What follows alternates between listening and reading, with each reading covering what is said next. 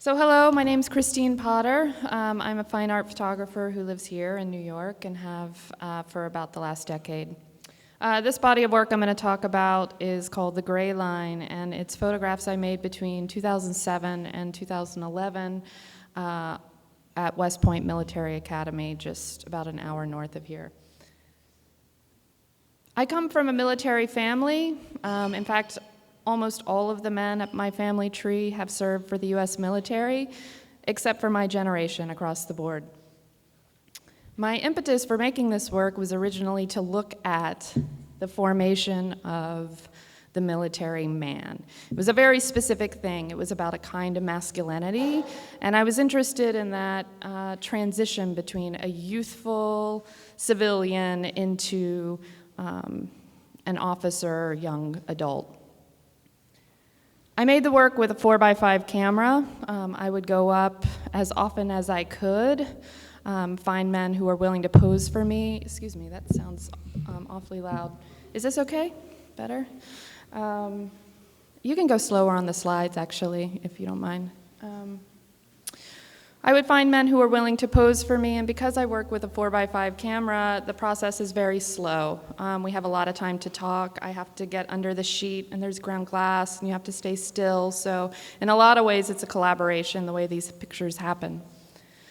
I was interested in looking at a spectrum of masculinity that isn't ordinarily afforded our military officers. I grew up with pictures of heroes in my house, and I understood that military portraiture traditionally looked at heroism and valor and a kind of alertness and readiness. I wanted to describe something a little bit more human, something potentially more vulnerable, something softer. There's a large spectrum of things I think I was looking at. And while I was speaking to them, making these pictures, of course, we would talk about what they thought their lives would be like, after graduation. This was deep in the middle of the Iraq and Afghanistan wars, and so for a lot of them, their destination was already written. And that hadn't been true at West Point for a very long time. People had been going since the Vietnam War, more or less, had been cadets thinking they might go into peacekeeping missions, and these cadets knew otherwise. So we spoke about things like the perils of war, that death might be a job hazard, where it's not a job hazard for most people. The work was exhibited. I have a gallery here in New York and in Atlanta, and the work was exhibited and to great kind of critical review, and was collected by some important people, and then it went dormant like most people's projects do, and I moved on to another project and didn't think much about these pictures for a while. I got contacted in November of 2014 by BuzzFeed. There was a new art editor there who told me he really liked the work and that BuzzFeed really wanted to, and I don't know if he used these words, but he said, they wanted to go legit. In other words, they wanted to start publishing art in a more serious way. I said, I don't know. I don't really know if that's the right forum for the work. Let me think about it. And so I spent a couple days thinking about it and finally decided all press is good press, right? So I said, okay. I licensed the pictures to BuzzFeed. They were upfront about everything. I have zero complaints about how I was treated. It was very professional.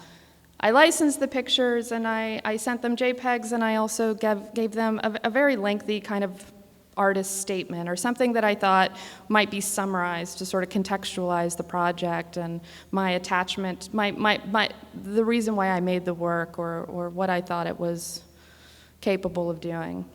The pictures were published with very, very, very little of that contextual information, and in fact, certain sentences had been taken out of my statement, sort of suggestively, and the whole tone of the post was more that these were highly sexualized pictures.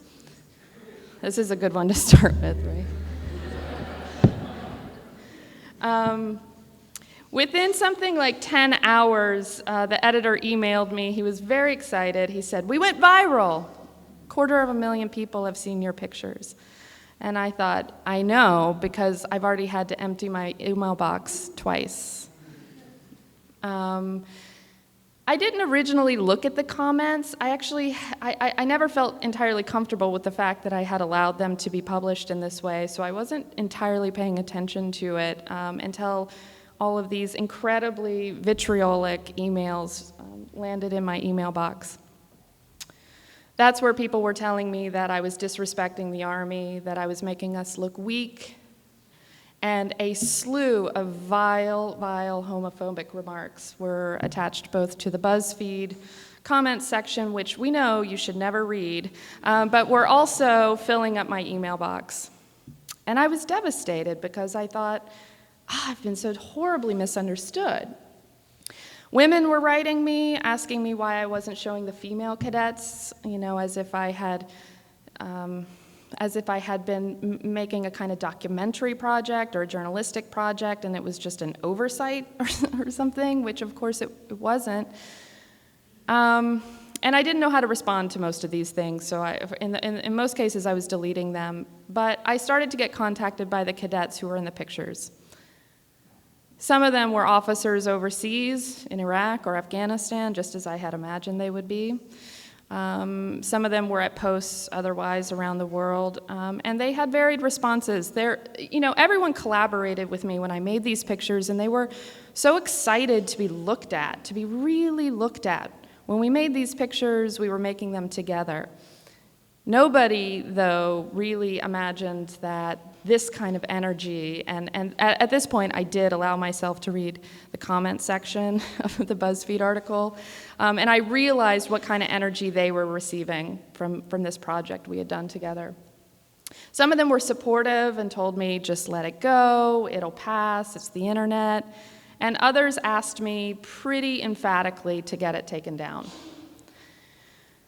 So I didn't know what to do. I thought, my allegiance to my art, of course, is a primary thing in my life, and yet I have these people who trusted me to make their pictures, who didn't anticipate having to deal with this kind of energy. I say that because it's not just about me, it's not just my art. I didn't make abstract pictures of circles and triangles and it went viral. These were people who had lives, and I felt like I owed it to them to listen if they wanted them to be taken down.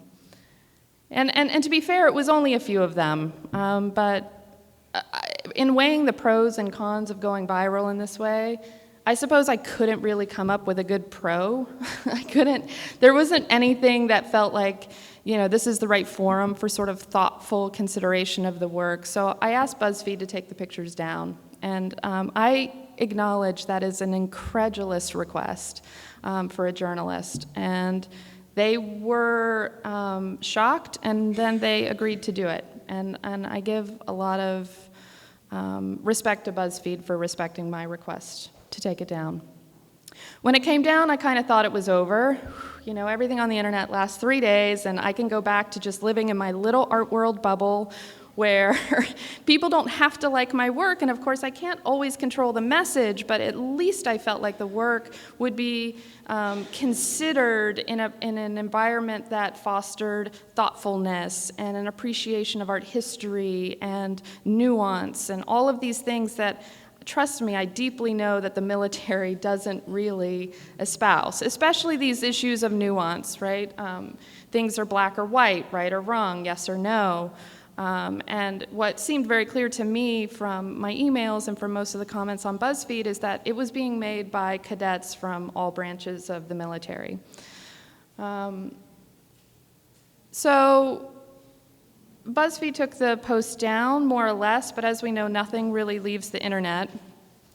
And 2 days later, Gawker did what Gawker does best, I guess, and they took a stab at BuzzFeed for taking my work down, and it was some tour de force of a headline, something like, BuzzFeed deletes Kristine Potter's homoerotic images of West Point Cadets.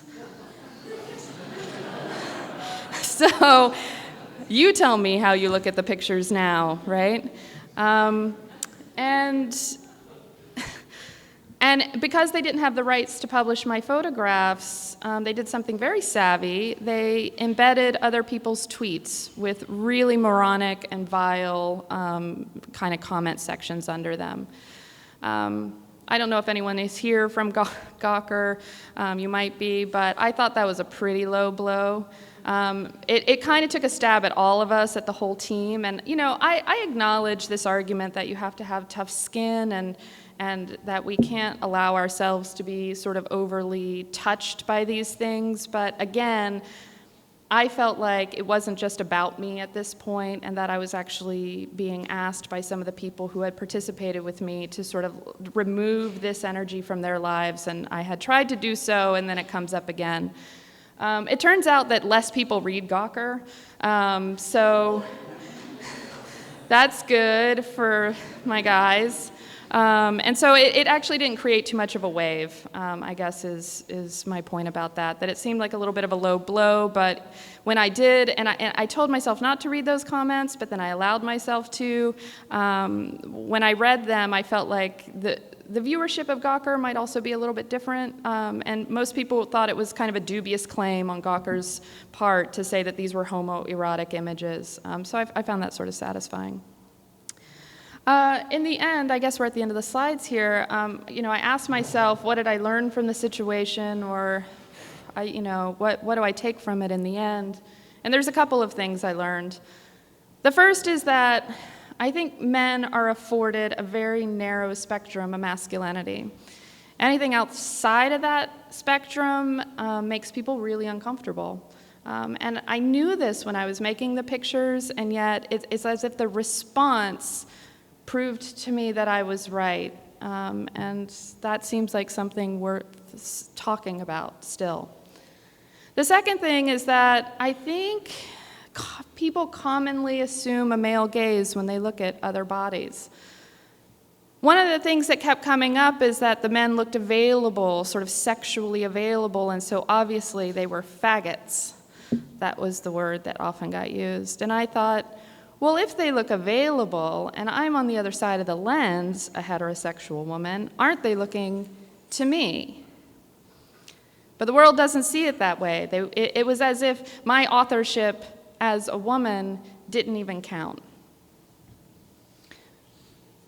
The third thing I learned is that post the repeal of Don't Ask, Don't Tell, I think the military still suffers greatly from homophobia. I saw it play out in the comment boards. I saw it play out in my emails. This was mostly coming from young cadets. There were some spoofs made about my pictures by military teams here and there on posts, and I thought to myself, statistically speaking, because I worked on this project for 5 years, I'm sure I photographed more than a handful of homosexual men. I never asked. It wasn't my concern. What about them when this becomes an insult that is hurled? Finally, I think I knew this, but it became ever more clear to me, and that is that pictures are very, very powerful. Thank you.